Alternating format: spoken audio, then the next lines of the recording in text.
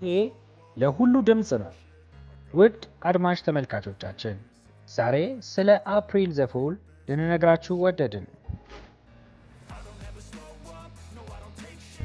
በሚያዝያ 1 ቀን የሚከበረው ኤፕሪል ፉል ቀን የረጅም ጊዜ የቀልዶችና የውሸት ታሪክ አለው። የኤፕሪል ዘፉል አመጣጥ ከአንድ የተወሰነ ታሪካዊ ሰው ጋር ሳይሆን በዚህ ቀን ሰዎች ከማታለል ወግ ጋር የተያያዘ ነው። ይሁን እንጂ በዚህ ልማድ ብዙ አፈ ታሪኮችና አስደናቂ ታሪኮች ብቅ ብለዋል። ስለ ኤፕሪል ፉል ቀን አንድ ታዋቂ ንድፈ ሐሳብ ከ16ኛው መቶ ክፍለ ዘመን ፈረንሳይ ይጀምራል። በ1582 ፈረንሳይ ከጁሊያን አቆጣጠር ወደ ጎርጎሪያን ካላንደር ተቀየረች። ይህ ለውጥ የአዲስ ዓመት ቀንን ከኤፕሪል 1 ወደ ጃንዋሪ 1 ይወስዳል። ይሁን እንጂ ብዙ ሰዎች አዲሱን የቀን መቁጠሪያ አያውቁትም ወይ ለመቀበል ፈቃደኛ አልነበሩም እና በመጋቢት መጨረሻ ወይም ሚያዝያ መጀመሪያ ላይ አዲሱን ዓመት ማክበር ቀጠሉ። ሌሎች ደግሞ ይህን እንደ ሞኝነት ይመለከቱትና ኤፕሪል ሞኞች በማለት ቀልዶችን ይጫወቱባቸው ጀመር።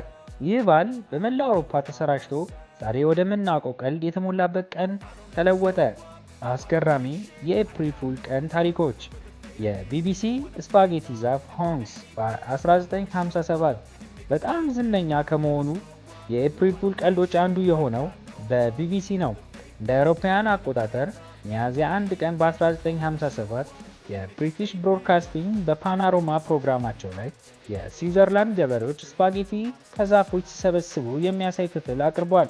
ምስሉ በጣም አሳማኝ ከመሆኑ የተነሳ ብዙ ተመልካቾች ጠርተው የራሳቸውን ስፓጌቲ ዛፎች እንዴት እንደሚያድጉ ጠየቁ። ታላቁ ጉግል ሃውስ። ጉግል በኤፕሪል ፉል ቀልዶች ይታወቃል። ለአውሮፓውያን አቆጣጠር በ2004 በጨረቃ ላይ የሚሰሩ ሰራተኞች እየቀጠሩ መሆናቸውን በመግለጽ ጉግል ለጨረቃ ስራዎች አሳውቋል። እንደ አውሮፓውያን በ2013 ጉግል ኖዝ የተባለው ሽታ ፍለጋ ሞተር አስተዋውቋል። በየዓመቱ ቀልዶቻቸው በጣም እውነተኛ ከመሆናቸው የተነሳ ብዙ ሰዎች ቀሉ። ግራ እጅ ማንፐር 1998 በበርገር ኪንግ በዩኤስኤ ቱዴይ ውስጥ በተለይ ለግራ እጅ ሰዎች የተነደፈ አዲስ ዋይፐርን የሚያስተዋውቅ ማስታወቂያ ተሰርቷል። ማስታወቂያው ቅመሞች በ180 ዲግሪ እንደሚሽከረከሩ ተናግሯል።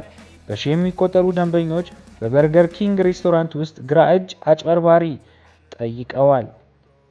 በኤፍል ታወር እንቅስቃሴ 1986 የፈረንሳይ ጋዜጣ ሌፓሪሲያን በአንድ ወቅት የኤፍል ታወር ወደ ዲስላንድ ፓሪስ እየተዘዋወረ ነው ሲል የፊት ገጽ ጽሑፍ አሳትመዋል። ብዙ ፓሪሳውያን ቀኑን እስኪገነዘቡ ድረስ ተቆጥተዋል።